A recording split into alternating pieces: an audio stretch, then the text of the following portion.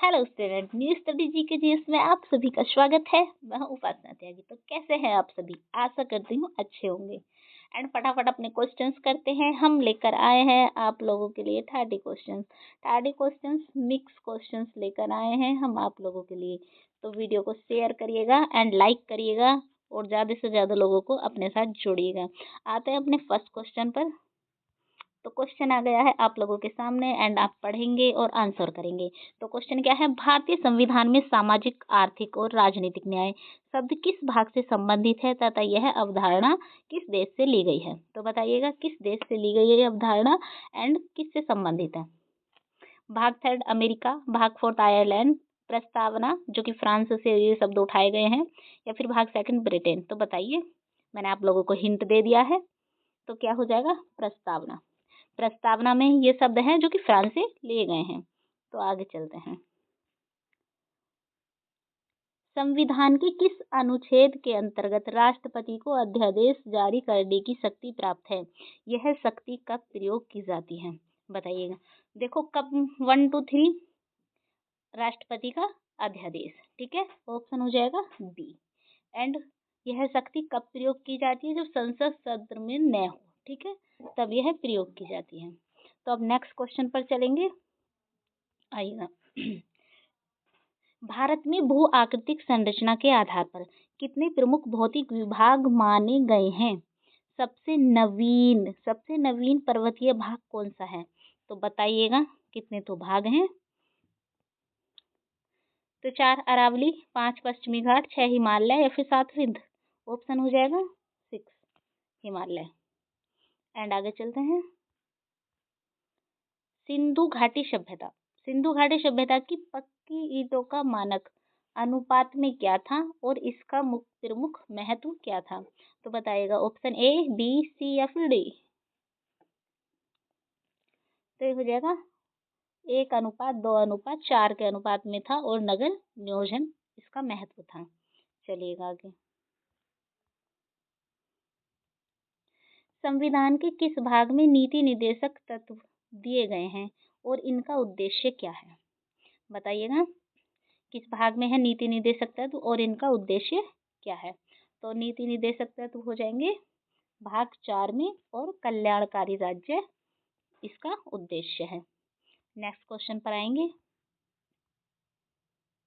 भारत की मानसून प्रणाली को सर्वाधिक प्रभावित करने वाले 2 प्रमुख कारक कौन से हैं? बताइएगा। ऑप्शन ए, बी, सी या फिर डी। तो क्या हो जाएगा? ITC, जेड और जेट धाराएं। ITC, जेड और जेट धाराएं। आगे चलेंगे। 1857 के विद्रोह में अवध को प्रमुख केंद्र क्यों माना जाता है? बताइएगा। अवध को प्रमुख केंद्र क्यों माना जाता है? धार्मिक असंतोष अकाल, या फिर तालुकेदारों का असंतोष और सैनिक विद्रोह, या कर वृद्धि और व्यापार, या फिर विदेश हस्तक्षेप। तो ऑप्शन हो जाएगा बी। नेक्स्ट क्वेश्चन पर चलते हैं। राज्यसभा के सदस्यों का निर्वाचन किस पद्धति से होता है? ए, बी, सी या फिर डी। बताइएगा। ऑप्शन हो जाएगा आनुपातिक प्रतिनिधित्व। नेक्स्ट क्वेश्चन पर चलेंगे। दक्कन का पठार किन पर्वत श्रेणियों के बीच स्थित है और इसका ढाल किस दिशा में है? ए, बी, सी या फिर डी। बताइएगा। ऑप्शन हो जाएगा बी, पश्चिमी घाट। और दिशा कौन सी है? पूर्व दिशा में इसका ढाल है, ठीक है। पश्चिमी पूर्वी घाट हो जाएगा और इसका ढाल पूर्व दिशा की तरफ है। तो नेक्स्ट क्वेश्चन पर चलेंगे। अलाउद्दीन खिलजी की बाजार नियंत्रण नीति का मुख्य उद्देश्य क्या था? ए, बी, सी या फिर डी। आंसर करेंगे फटाफट और वीडियो को शेयर करते चलेंगे एंड लाइक करते चलेंगे अगर पसंद आए तो, नहीं आए तो कोई बात नहीं। अलाउद्दीन खिलजी की बाजार नियंत्रण नीति का मुख्य उद्देश्य क्या था? बताइएगा। तो सेना को सस्ती वस्तुएं उपलब्ध कराना। नेक्स्ट क्वेश्चन पर आएंगे। मौलिक अधिकारों पर युक्तिसंगत प्रतिबंध लगाने की शक्ति किसे प्राप्त है? मौलिक बताइएगा, ए बी सी या फिर डी। तो आंसर हो जाएगा संसद और राज्य विधानमंडल।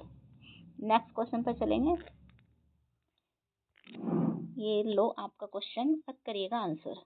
काली मिट्टी के निर्माण का प्रमुख कारण क्या है? यह किस फसल के लिए उपयुक्त है? काली मिट्टी के निर्माण का प्रमुख कारण बताना है और यह किस फसल के लिए उपयुक्त है वो भी बताना है। तो ऑप्शन बी, ए, डी या सी बताइएगा क्या हो जाएगा। तो हो जाएगा लावा प्रवाह और कपास के लिए। ठीक है, काली मिट्टी कपास के लिए उपयोगी है। चलिएगा नेक्स्ट क्वेश्चन पर। इलाहाबाद का प्रशस्ति के लेखक और संबंधित शासक कौन थे? ए बी सी या फिर डी बताइएगा।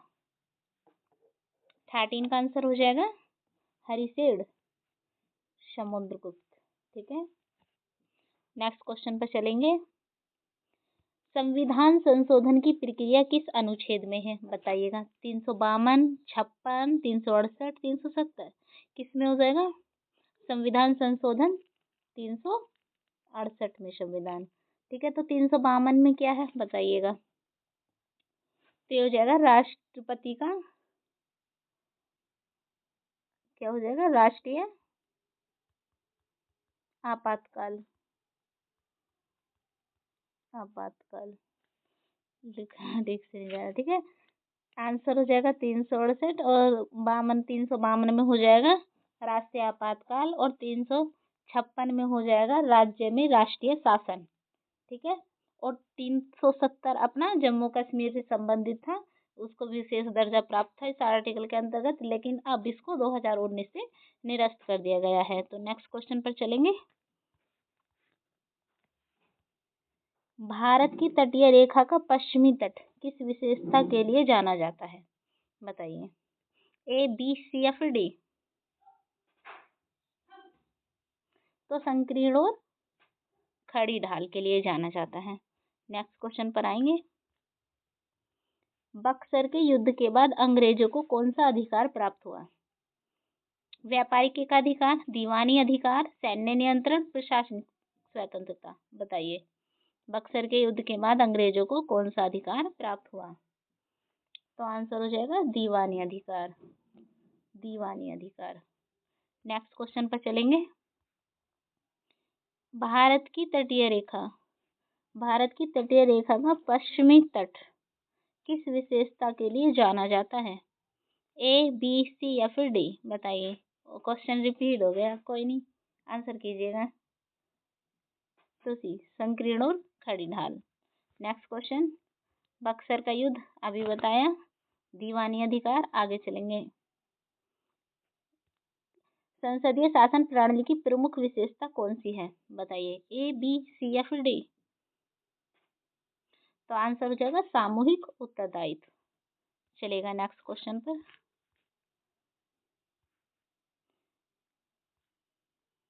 रुक जा भाई, ठीक है। पूर्वी घाट पश्चिमी घाट की तुलना में अधिक खंडित क्यों है बताइए। पूर्वी घाट पश्चिमी घाट की तुलना में अधिक खंडित क्यों है? ए बी सी या फिर डी बताइए। तो आंसर जो होगा नदियों द्वारा कटाव। Next question. आजाद हिंद सरकार की स्थापना कहाँ हुई? आजाद हिंद सरकार की स्थापना कहाँ हुई? दिल्ली, सिंगापुर, टोक्यो या फिर रंगून। तो 19 का आंसर हो जाएगा सिंगापुर। सिंगापुर की कैपिटल क्या है? Singapore city. चलिएगा आगे। राष्ट्रपति प्रधानमंत्री संबंध किस आर्टिकल में वर्णित है बताइए। किस अनुच्छेद में है राष्ट्रपति और प्रधानमंत्री का संबंध? ए बी सी या फिर डी। 20 का आंसर हो जाएगा 78, अनुच्छेद 78। बताइए 74 में क्या है? राष्ट्रपति की सलाह के लिए केंद्रीय परिषद। और 75 में हो जाएगा राष्ट्रपति द्वारा पीएम की नियुक्ति और पीएम के द्वारा मंत्रियों की नियुक्ति। ठीक है, आर्टिकल 76 अपना महान्यवादी। तो चलिएगा नेक्स्ट क्वेश्चन पर।